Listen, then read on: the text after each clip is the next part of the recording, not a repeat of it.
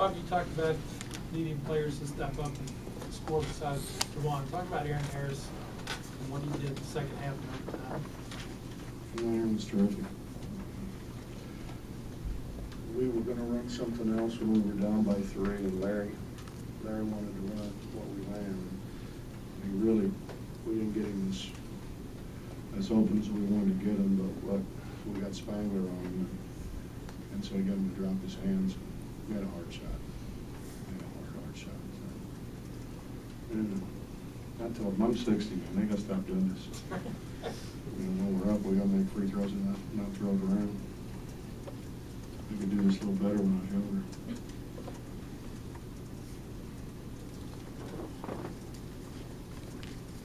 Justin, I know you agree. Yes, sir. Bob, I know all wins are good, but how badly do you think this team needed to be a top 25 team? Well, I think that's all bullshit, to be honest with you. I mean, the schedule that we play year in and year out, what do you want me to do? You want me to play 10 people can't play, so we got a big record? I mean, I came here, everybody said we would like to see good games, and so we're trying to do that. And so, you got a young team, you're not going to win as many early. Honestly, that's what I think. I think it's bullshit. But so you're saying you don't put any more value over being a top 25 team than anybody else? The people in our league, I mean, that honestly doesn't matter, and RPI matters.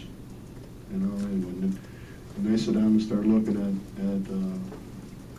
who's in and who's out, it's all about RPI. It's all about who you beat, RPI-wise. So, no, I don't think that's that big a deal. I mean, Baylor was 7th. I mean, should we run around and say, God, it's great we beat 7th-ranked team in the country? Because they were 7th. No, not really. It's about people's RPIs. And that's why we play who we play early on, so that we do have a good RPI. The flip side is you got to win. You got to win enough of them. Coach, it seems like Aaron, for like the last month, has been talking about little things. I'm just wondering if that is something he talks about in practice as well, too. Little things, like, just key plays that make up I hope he talks to himself all night about not jumping up and not shooting it, because I don't know how he got in that habit, but we need him to shoot the ball. We don't need to try to make a pass to somebody who's not looking. So, Justin, they're good guys, man. They want to win. I mean, they're all that way. I mean, they all talk about it. They all talk about how we got to do a better job in this and that, and we've lost games because simple things. We chased high over a screen, and so we lose to Gonzaga. But we're getting better. You're talking about a whole bunch of guys that don't have a whole lot of experience, and so the more experience you have, the more that you do experience, the easier it is to make adjustments because you have a frame of reference, and you can use that frame of reference. When you don't have a frame of reference, it's hard. In high school, Devin Williams and Brandon Watkins, they stood in front of the rim. And that's good coaching. Right. They can't do that now.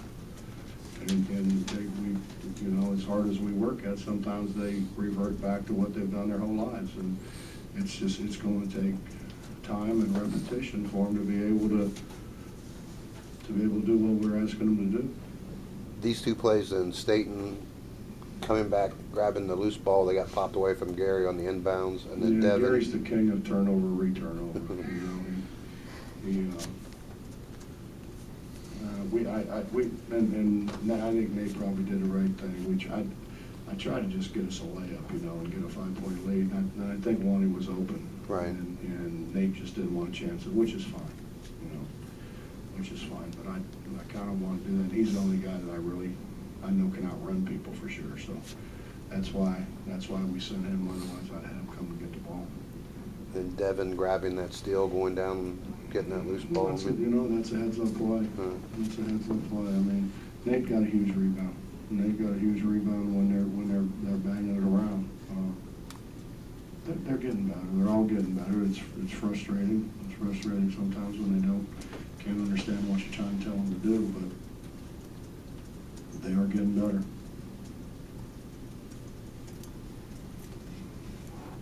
Can you assess Brandon's progress defensively? I know there's missed assignments, things that are frustrating, but it seems like his timing, his ability to block shots, play on the line. And from the day they walked in till now, Brandon has far and away made the most progress of anybody on our basketball team. Far and away. I mean, it's not even close. I mean, I think if we were honest, you know, when he first got here, we're like, man, I don't know if this guy can make it. And he's worked, and he's a bright kid, so he picks up things pretty good. He's a colt, you know, he's so weak, he gets knocked around.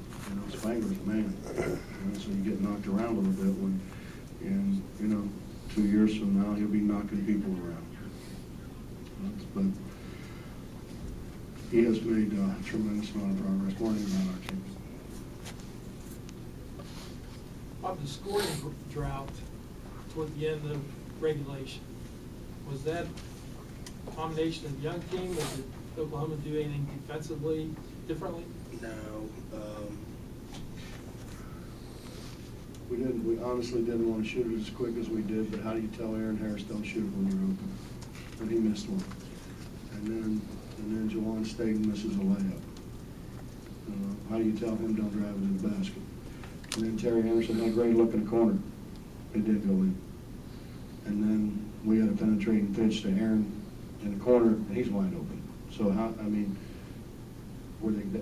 don't think we took bad shots. You know, we took them a little quicker than what probably I would have liked, but I'm not so sure Aaron would have got as good a look later in the clock. I'm not so sure Wani could have got to the basket later in the clock. You know, I don't want to tell them guys don't play. Not with that much time left in the game. I mean, it's unfortunate we didn't make any of them.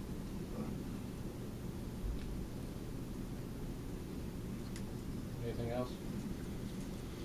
Thanks.